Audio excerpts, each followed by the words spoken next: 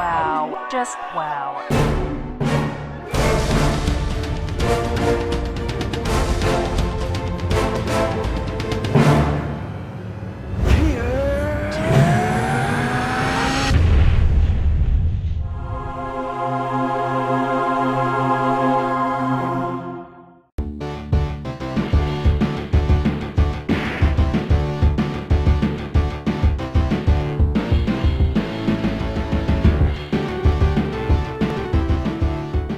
Yeah, that's right. Go home and be a family car man. Oh, still sounding cool. Hello and welcome to this week's rivalry themed episode of the NExUS. Now, of course, my rivalry with Andy isn't real. It's all concocted for the camera in the vein of all the best double acts on TV. In real life, we're actually the best of friends. Must defeat this corkboard to stand a chance. Oh, what the hell, man? So, without further ado, here's what's coming up on this week's Super Kalo show. No, it's the Mr. Pointy Head Power Hour. Quiet, you! I run down the latest Xbox news so you don't have to listen to that other idiot witter on, from a Darkness sequel to a box set without equal. Oh yeah? Well, I round up the top 5 in-game rivalries as suggested by you, the handsome NExUS viewers who Andy so openly despises. Whatever. Well, I take a look at the third round of Marvel and Capcom's epic bust-up in a far more entertaining manner than you could ever manage. And more tales of rival hosts united by hate. But first, here's this week's news.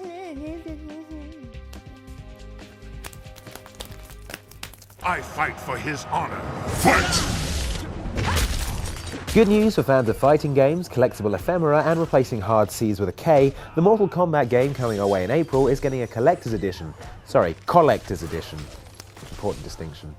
The swag-heavy set will come with a collectible figurine of Scorpion harpooning Sub-Zero through the lungs, an exclusive art book featuring original concept sketches and game art, unique steelbook packaging, whatever that is, an alternative in-game costume for Ermac inspired by the original character designs, and some gear to make your Xbox Live avatar look as if it's been forced to participate in a kung fu tournament in the Outworld.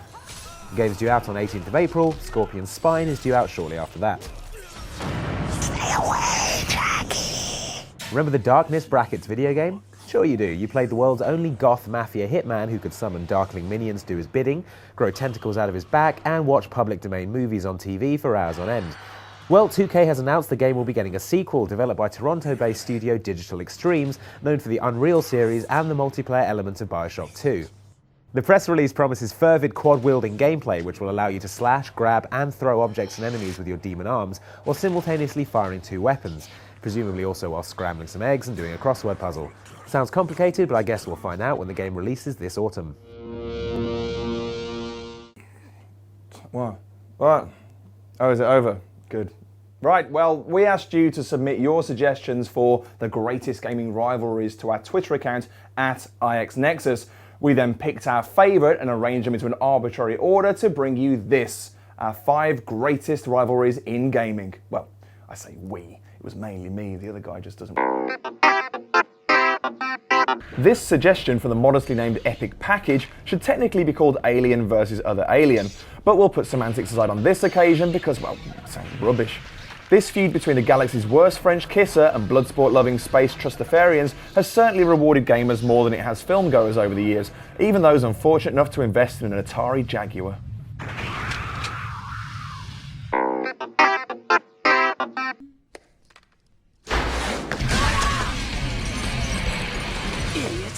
Man-hating Irish assassin Anna Williams contacted us personally to get her long-standing rivalry with sister Nina in the top 5. She's not shy about where she puts those stiletto heels, so who are we to argue? Threats aside, this is a tale of sibling rivalry like no other. The pair even went into cryogenic stasis and resumed their feud 19 years later, the nutters. Man United versus Man City, Rangers versus Celtic, Aldershot Town versus Farnborough. Major football derbies all but, as the Berry-tastic points out, small beer compared to the biggest one of the lot, FIFA versus Pro Evolution Soccer. Both franchises have attracted their fair share of zealots, and it's inevitable that the debate over which series can claim total superiority will rage on for as long as they both exist or merge into a single, all-dominating super game called PFIFAs. We certainly agree with H. Tinson 93's suggestion of Sonic's ongoing beef with Dr. Robo-Egg, or whatever Sega's decided to call him this time, but does anybody actually know what they're fighting over? Professor Salmonella's master plan appears to be to place animals vulnerable to predators into deadly cybernetic bodies, which suggests that he's actually a brilliant conservationist. The whole misunderstanding could probably be resolved with a quick chat, but that would inevitably damage sequel potential.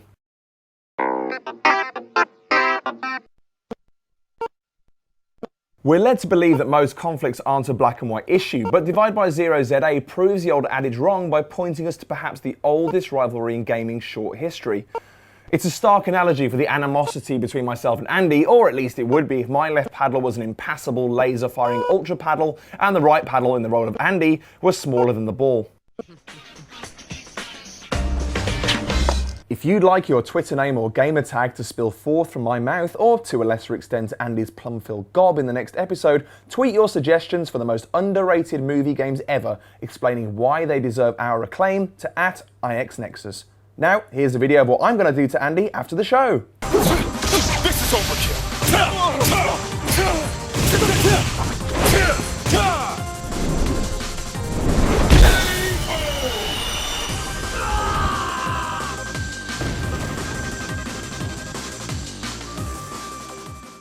When Capcom has beef with another company, it has a 21-ounce prime rib. Most intercorporate feuds usually amount to a war of carefully chosen words with full legal approval and the odd hostile takeover. Capcoms are typically settled with a seizure-inducing 126-hit team hyper combo. Nobody's really sure what Capcom's problem is. Like a school bully, it appears to pick targets for the most trivial reasons. First it was the Street Fighter lot ganging up on the do-gooding X-Men, and then it decided the rest of the much-loved Marvel superheroes deserved a good kicking too. Capcom's official reason for kicking off? Wolverine allegedly once looked at one of the art team's kids funny. Clearly having bitten off more than it can chew by getting Spider-Man and the Hulk involved, Capcom invited more of its famous faces along to even up the odds in Marvel vs. Capcom, before things got really ridiculous in Marvel vs. Capcom 2, with previously unimaginable scenes of Mega Man punching a Sentinel in the face, and Dr. Doom taking on a foot-high Servbot unravelling before our incredulous faces. But it didn't end there. They also thought they'd finally settle their differences with old enemies SNK several times over, and picked on Japanese animation studio Tatsunoko for a bit, while it waited for its arch rival to dust itself off for a third round. So we're here with Capcom senior PR manager Leonard Von Tan to find out exactly what is Capcom's beef. Leo? Leo? What was that? That's just a U-shaped bomb I built to kill Andy. Oh, good, yeah, good. Yeah. So, Marvel vs. Capcom 3, I mean, what is it with Capcom? Why do they keep picking on all these different companies and starting these major fights with them? I think it's one of those things where some people are just better than others, and the only way that you can really show people that you're better is by crushing them under your foot. Marvel vs. Capcom 3, what was it, 10 years in the making? Or 10 years demanded, but obviously not 10 years. Yeah, for sure. It has been a long time. It's not so much why did we wait so long for a sequel, it's more that Marvel vs. Capcom 2 came at the tail end of fighting games glory, and then they kind of fell out of fashion. Other things became popular, and when Street Fighter kind of triggered the rebirth of the fighting genre recently, it seemed like a good time to bring it back, so here it is. But you never stop, do you? I mean, what now? Namco, isn't it? Namco's your beef. Why not?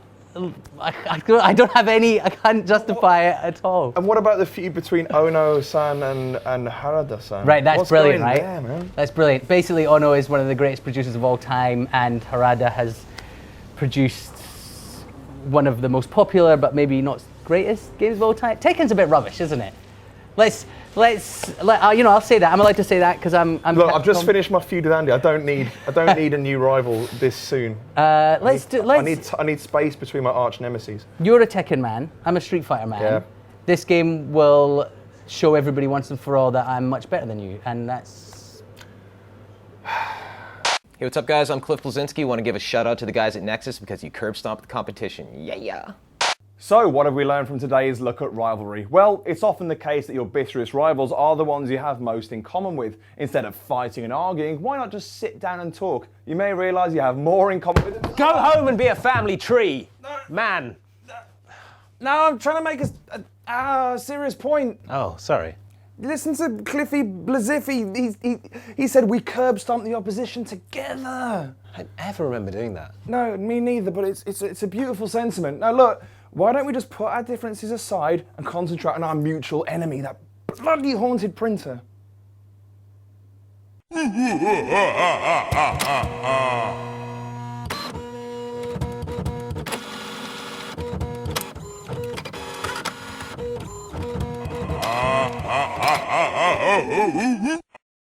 I think we're all right on that front. He's busy with his rival, the possessed typewriter. Where do these things keep coming from? The PC world down the street. It's built on the remains of a Victorian lunatic asylum. Oh, all right then. Thanks for watching Inside Xbox, everyone. We'll see you next time. No!